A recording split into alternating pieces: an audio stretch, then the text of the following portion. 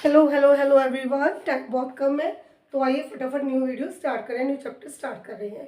Chapter कितने fast है हम, है ना। हाँ जी, तो चलो आपका लास्ट चैप्टर है बेटा डिसोल्यूशन। तो पहले मेन डिफरेंस क्या होता है।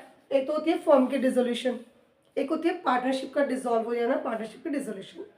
तो पार्टनरशिप का डिसॉल्व होना मतलब क्या है कि पार्टनरशिप में पुराने रिलेशंस खत्म हो गए, हमारे इकोनॉमिक रिलेशंस। फॉर एग्जांपल हमारी रेशियो थी 3:2, अब हमारी रेशियो 1:1। ठीक है, तो हमारे कुछ एग्रीमेंट्स थे, कुछ समझौते थे जो हमने चेंज कर लिए। So that is called dissolution of partnership और रिकॉन्स्टिट्यूशन ऑफ पार्टनरशिप। लेकिन अगर बेटा फॉर्म ही डिसॉल्व हो गई तो उसका क्या मतलब होगा कि मैंने फॉर्म डिसॉल्व कर दी, मीन्स सारा बिजनेस खत्म है हमारा। तो हमारी अकाउंट्स की बुक्स क्लोज हो रही हैं, लाइबिलिटीज पे कर रही हैं, एसेट्स को सेल कर रहे हैं, that is called the dissolution of the form. ठीक है, क्लियर होगी चीज़। तो मतलब जैसे पार्टनर की डेथ के केस में जिन्होंने किया है ना, तो डेथ के केस में क्या होता है कि अगर आपका कोई प्रेयर नोटिस नहीं है, in case of death of a partner आपकी फॉर्म डिसॉल्व हो जाएगी। तो इस केस में हमें क्या बनाना है, रियलाइजेशन अकाउंट। ठीक है, प्रीवियस वीडियो में किया था दैट वाज रिवैल्यूएशन। अब इस वीडियो में जो करोगे दैट इज रियलाइजेशन अकाउंट। ठीक है, अब ध्यान से देखना, बहुत इजी है। ओके, रियलाइजेशन अकाउंट में बेटा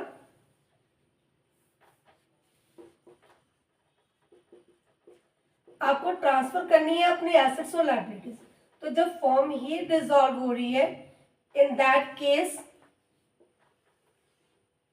लीजिए, जब फॉर्म ही डिसॉल्व हो रही है बेटा, इन दैट केस क्या होगा कि आपको सारे अकाउंट्स खत्म करने हैं। जो भी बैलेंस शीट में जितने भी अकाउंट्स गिवन है सभी अकाउंट्स क्लोज हो जाएंगे।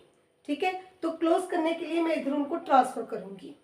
ठीक है, बैलेंस शीट की asset side this one transfer होके this one, liability side this one transfer होके इधर आ जाएगी।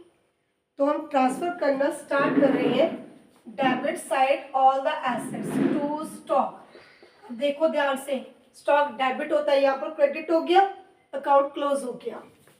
टू डेटर्स, डेटर्स का फुल अमाउंट। ठीक है, नीचे प्रोविजन गिवन होती है ना, तो फुल अमाउंट ट्रांसफर करोगे यहाँ पर। टू इन्वेस्टमेंट्स, ठीक है, स्टॉक डेटर इन्वेस्टमेंट, मशीनरी लगा लो, बिल्डिंग लगा लो, इवन की गुडविल भी यहाँ पर ट्रांसफर होगी। All the tangible and the intangible assets excluding, क्या ट्रांसफर नहीं करना वो मैं साइड पे लिख रही हूँ। ठीक है, आपकी बैलेंस शीट की एसेट साइड क्या ट्रांसफर नहीं करोगे, you will not transfer the cash balance. Then the bank balance, क्यों क्यों ट्रांसफर नहीं करना, ये तो ऑलरेडी कैश फॉर्म में है, उनको सेल करना है। ठीक है, ये ऑलरेडी लिक्विड फॉर्म में ही है। देन पार्टनर्स का कुछ भी, लाइक पार्टनर्स का लोन अकाउंट हुआ, पार्टनर्स का करंट अकाउंट हो गया, है ना, तो उनको भी ट्रांसफर नहीं करोगे आप। ओके, देन इस साइड आपका और क्या होता है, एक एडवर्टाइजमेंट सस्पेंस है, एक्यूमुलेटेड प्रॉफिट्स एंड लॉसेस, उसको भी ट्रांसफर नहीं करोगे। तो एसेट साइड की ये सारी items not to be transferred. ठीक है, लिख लो, हो सकता है ब्लैक बोर्ड का ये एरिया ना नजर आ रहा हो आपको। So items not to be transferred, cash balance, bank balance, advertisement suspense, profit and loss, any of the partners balance, current account, loan account, whatever. ठीक है, अभी आ जाओ बेटा आप लायबिलिटी साइड। तो लायबिलिटी साइड से क्या क्या ट्रांसफर कर रहे हो, बाय क्रेडिटर्स। और एक चीज जो सब स्टूडेंट्स को बहुत तंग करती है, that is employees provident fund.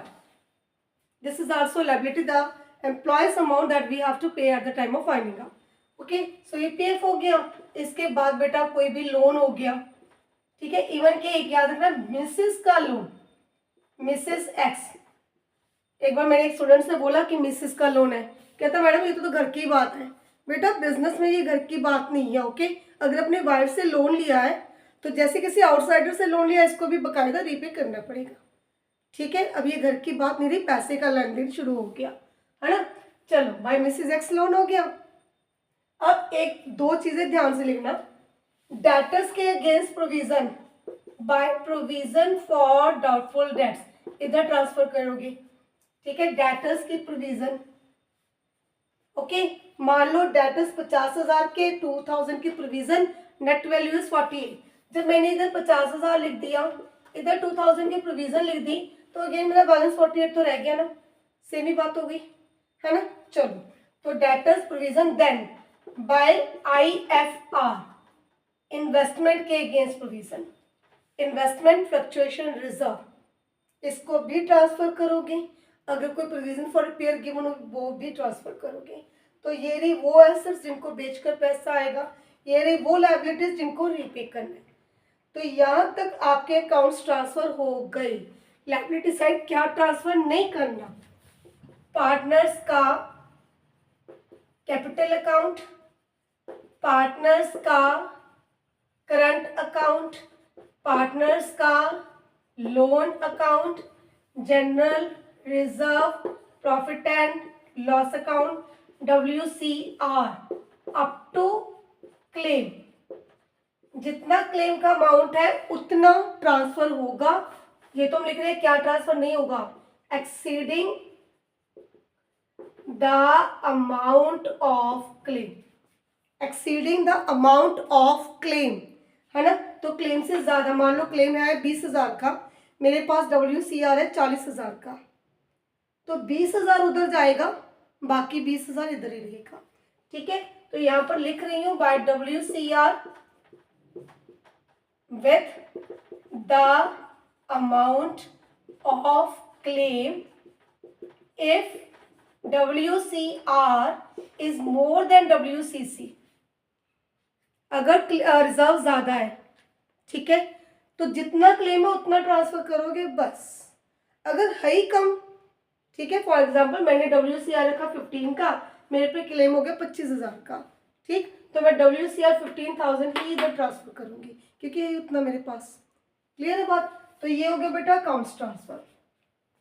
Transfer के बाद क्या करना है अब हमें, ट्रांसफर के बाद या तो इनका कैश आएगा, सिर्फ दो ही ऑप्शन है, या तो इनका कैश आएगा या इनको पार्टनर लेके जाएगा। ठीक है, अगर इनका कैश आ गया बाय कैश, लिखो हाइफन डाल के, किसका कैश आया, डेटर्स का कैश आया, स्टॉक का कैश आया, ओके है। इन्वेस्टमेंट पार्टनर बोला मैं लेके जा रहा हूँ, ठीक है तू ले जा भाई, हमें क्या प्रॉब्लम है। एक्स कैपिटल अकाउंट लीजिए, इन्वेस्टमेंट ये ले गया साहब। ठीक है, अब ध्यान से सुनना, मशीनरी के रिलेटेड कुछ नहीं गिवन, खुद रियलाइज करो बाय कैश।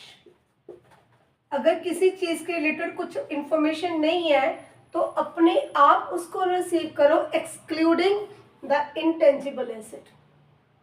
ये वो चीजें हैं इंटेंजिबल एसेट्स, लाइक सॉफ्टवेयर हो गया, है ना। तो अगर आपको बकायदा लिखा है कि गुडविल रियलाइज हुई है, गुडविल पार्टनर लेके गया है, तो आप एंट्री डालोगे, कुछ नहीं लिखा छोड़ दो। ठीक है, क्लियर है बात। तो इंटेंजिबल एसेट्स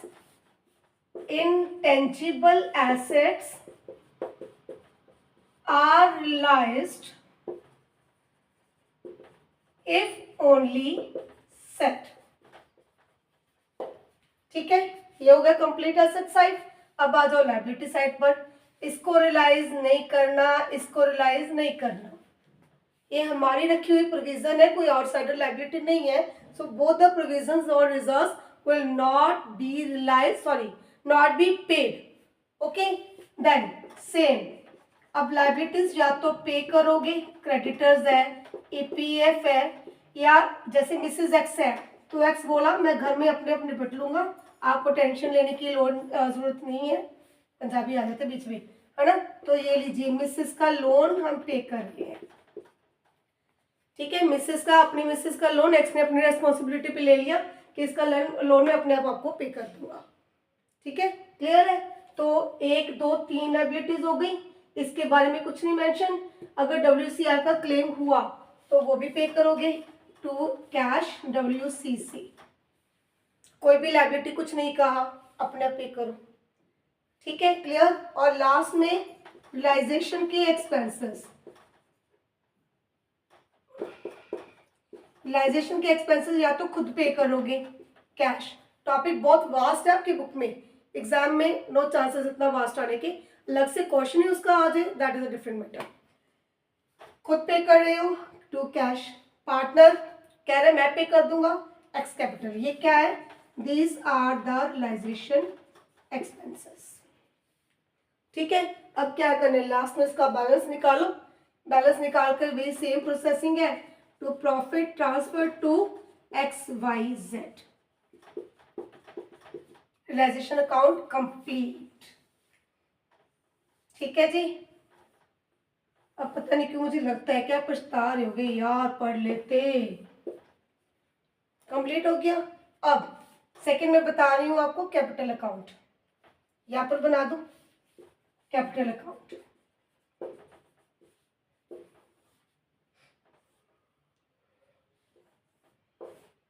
लो बेटा, मेरे पास स्पेस थोड़ी सी कम है, मैं 2 ही पार्टनर्स का बना रही हूँ, क्यों आपको जस्ट आइडिया ही देना है। अब सेम पहली term as it is by balance brought down. ठीक है, दोनों पार्टनर्स। अब जहां पर भी इनका नाम आया बाय एक्स, मैंने डाला ही अकेला एक्स का नेम है ना, ये रहा एक्स, है ना, क्लियर। तो ये रहा एक्स, तो जो भी पार्टनर का नाम है, अगेन ऑपोजिट साइड 2x लिखा है बाय रियलाइजेशन, यहां पर सभी को डिस्ट्रीब्यूट किया है प्रॉफिट बाय रियलाइजेशन। ठीक है, एक्स का नाम है अकेले एक्स के अकाउंट में, इसका प्रॉफिट दोनों को मिलेगा। ठीक है, by ex capital to realisation. ठीक है, तो बैलेंस ब्रॉट डाउन उधर से लाना है बैलेंस शीट से, बाकी यहाँ पर से क्रॉस करेक्शन करना है। किसी भी पार्टनर का नेम आया, चलो मैं इधर चेंज कर देती हूँ, ये वाई, तो जिस भी पार्टनर का नेम आया ऑपोजिट साइड रियलाइजेशन वर्ड से आप एंट्री डालोगे। उसके बाद आ जाओ अपने एडमिशन रिटायरमेंट पर।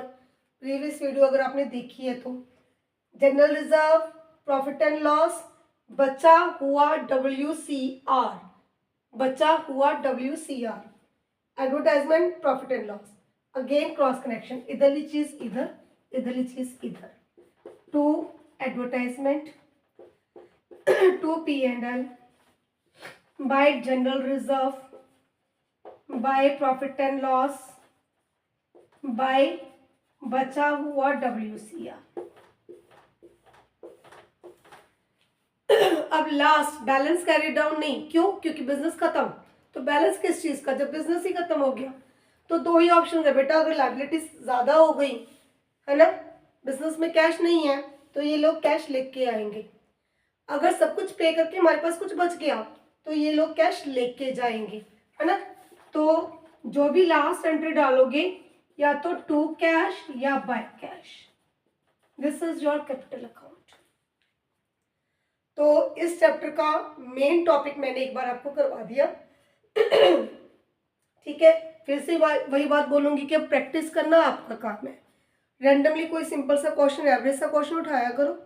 ठीक है, पहले एग्जाम्पल देखो, ध्यान से स्टडी करो, कहीं डाउट है मुझसे पूछो।